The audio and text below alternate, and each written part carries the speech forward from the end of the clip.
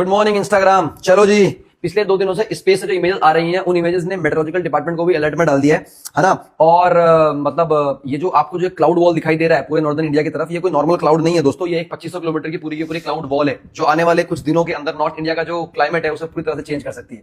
आइए समझते हैं हुआ क्या है। ये जो इमेजेस आपको दिखाई गई हैं ये इंफ्रारेड टेक्नोलॉजी से ली गई हैं और ये इमेजेस हमें मिली हैं इंडिया की एक सैटेलाइट है, उसे बोलते हैं इनसेट 3DS सैटेलाइट, उसके थ्रू हमको मिली है।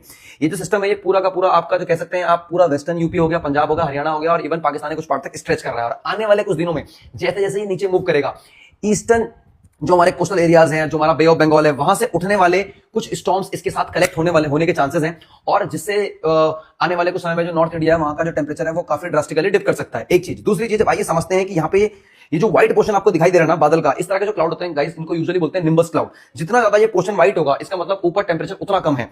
एज इफ नाउ ऐसा ये क्लेम किया जा रहा है कि जो निम्बस क्लाउड अभी फॉर्म हुआ है जो 2500 किलोमीटर का है, इसका जो टेंपरेचर है वो -70 से -90 डिग्री तक जा सकता है। अब कंसर्न क्या है आइए समझते हैं। कंसर्न ये है कि जब ये इन छोटे मोटे जो बे ऑफ बंगाल के जो स्टॉर्म्स है उनसे मिलेगा तो उस टाइम पे हो सकता है कि इसकी इंटेंसिटी बहुत ज्यादा बढ़ सकती है। मतलब बहुत ज्यादा storms, thunder storms mid Indian regions में, मध्य प्रदेश के आसपास, यूपी के आसपास देखे जा सकते हैं। एक चीज। दूसरी चीज, अब आइए समझते हैं कि इस तरह के स्टॉर्म्स बनते कैसे हैं। इस तरह के स्टॉर्म्स बनने के पीछे दोस्तों 2 ही रीजन होते हैं। पहला रीजन जो है वो है वेस्टर्न डिस्टर्बेंसेस। वेस्टर्न डिस्टर्बेंसेस वो हवाएं होती हैं जो मेडिटेरियन सी और कैस्पियन सी की तरफ से चलती हैं और साथ में मॉइस्चर गैदर करती हैं। लेकिन यहां पर जो मेजर रीजन बताया जा रहा है इस बार जो इस निम्बस क्लाउड फॉर्मिंग का जो ये मैसिव क्लाउड बना है, इसका जो मेजर रीजन है वो है हीटिंग ऑफ अर्थ। हमने देखा कि पिछले 15-20 दिनों से हमारा जो नॉर्थ इंडिया वहां पे जो टेंपरेचर है वो ऑलमोस्ट 47 से 48 डिग्री हीट कर रहा है। तो ऐसे टेंपरेचर में क्या होता है कि जितनी भी हीट जब अर्थ तपती है, गर्म होती है, तो जितना भी जो मॉइस्चर है वो इवेपोरेट होता है। जब वो इवेपोरेट होता है, इस कंसेप्ट को लेटेंट हीट भी बोला जाता है फिजिक्स के अंदर।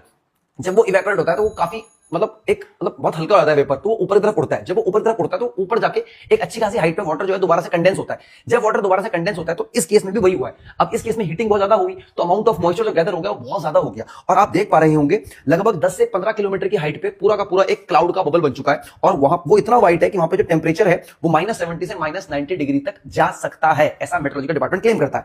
तो आने वाले समय में देखा जा सकता है कि जो नॉर्थ एरिया है, ये नॉर्थ का जो एरिया है, यहाँ पर जो टेंपरेचर है वो मतलब डिप तो होने वाला है, थोड़े लोगों को गर्मी से राहत मिलने वाली, लेकिन मैं थोड़ा सा अलर्ट रहे, अपने जो कपड़े वो संभाल ले ऊपर, ठीक है। तो तूफान जो है वो मतलब अपनी पीक पर पहुंच सकता है, क्योंकि अगर ये बे ऑफ बंगाल के स्टॉर्म से मर्ज हो गया तो तब चीजें थोड़ी सी और चिंताजनक हो सकती हैं। Over and out, bye bye.